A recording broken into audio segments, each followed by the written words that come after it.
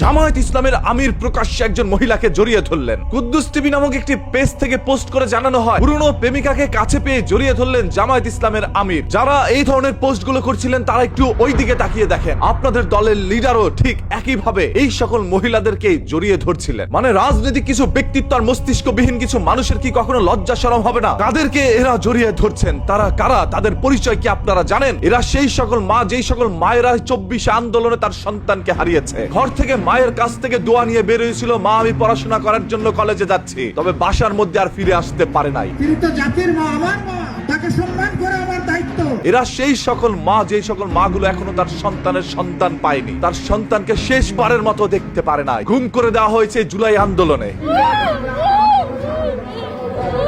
এরা সেই সকল মা, যে সকল মা গুলো বলেছিল, বাবা তুমি যাও, এই দেশের জন্য, এই মানুষের জন্য কাজ করো, প্রয়োজনে তুমি তোমার জীবন দিয়ে দিবে। এরা সেই সকল মা, যেই সকল মা গুলো মনের মধ্যে কষ্ট চাপা রেখে তাদের আর্তনাদ চিৎকার গুলো এইভাবে প্রকাশ করছিল। তাদের কান্না দেখে বিএনপির চেয়ারম্যান জনাব তারেক রহমানও কেঁদে দেন এবং এক পর্যায়ে তাকে বুকে জড়িয়ে ধরে সান্ত্বনা দেন, মা আমি তোমার আরেক সন্তান, যদি আমি কোনোদিন ক্ষমতা পাই তাহলে অবশ্যই তোমার সন্তানকে যারা দুনিয়া থেকে সরিয়ে দিয়েছে তাদের বিচার করব। জামায়াতের আমিরও এই সকল মায়েদের কান্না দেখে তিনি নিজেকে আর কন্ট্রোল করতে পারেন নাই, তিনিও কেঁদে দেন। কান্না করে বলেন, মা আমি প্রতিশ্রুতি দিচ্ছি, আমি যদি নির্বাচিত হতে পারি, যারা তোমার সন্তানকে নির্মম ভাবে সরিয়ে দিয়েছে তাদের বিচার নিশ্চিত করাই হবে আমার প্রথম কাজ। যারা এই সকল মায়েদেরকে নিয়ে বাজে মন্তব্য করছে সোশ্যাল মিডিয়ায়, তাদেরকে ধিক্কার জানাই, তাদেরকে চিহ্নিত করে রাখুন। এরা একজন শহীদের মাকে নিয়েও হাসি ঠাট্টা রং তামাশা করে। এটা নিয়ে অ্যাকশনের ইতর দেখলাম বুলিং শুরু করেছে। এদেরকে মানায় জুলাইকে তোরা স্বীকার করিস না। এই সকল হায়নার দলেরাই হয়তোবা শহীদ করেছিল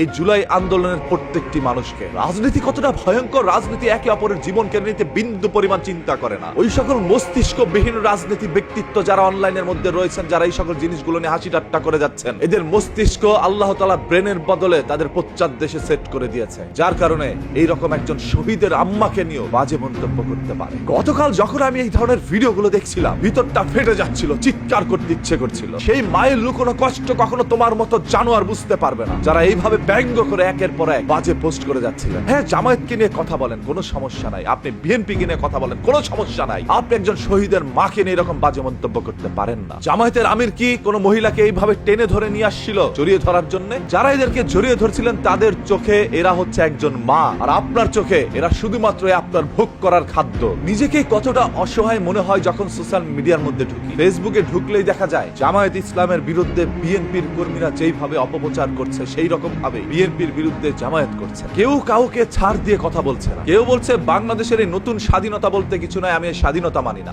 স্বাধীনতা বলে বাংলাদেশে কিছু নাই। আবার কেউ বলছে আমি ৭১ মানি না। অনেকে ৭১ সালের স্বাধীনতাকে স্বীকার করতে চান না। আপনারা মানেন না মানেন সেটা একান্ত আপনাদের ব্যক্তিগত বিষয়। স্বাধীনতা মানলেই যে এই দেশের মধ্যে মানুষ সুখে থাকবে তা কিন্তু না। স্বাধীনতা শুধুমাত্রই কারো ব্যবসা প্রতিষ্ঠান, সেটাকে পুঁজি করে মানুষ ব্যবসা করে খায়। জুলাই আন্দোলনে যেই সকল ভাইয়েরা শহীদ হয়েছে তাদের পরিবারের খোঁজ খবর নিতে এখনো কোনো নেতাকর্মী এরকম ভাবে যায় নাই। যারা জুলাই আন্দোলনের মধ্যে গিয়েছে এবং ৫ই আগস্টের মধ্যে গিয়ে স্বাধীনতার পতাকা ঘুরাইছে, তারাই এখন সামান্য কাটনি এলাকার মধ্যে ঘুরে বেড়ায়, চাঁদাবাজি করে। আন্দোলনের মধ্যে গিয়েছে, ওইখানে ছবি তুলেছে এবং এই ছবিকে কাজে লাগিয়ে যদি কখনো শেখ হাসিনার পতন হয় তাহলে তারা নেতা হবে। আজ তারা নেতা হওয়ার জন্য ছুটে বেড়াচ্ছে। আর যারা এখন নেতা হইতে চায় তারা মানুষের জন্য কাজ করতে যায় না, তারা নিজের ব্যক্তিগত স্বাধীনতার জন্য, তারা নিজের ব্যক্তিগত ক্ষমতার জন্য ওইখানে আন্দোলনে সামিল হয়েছিল।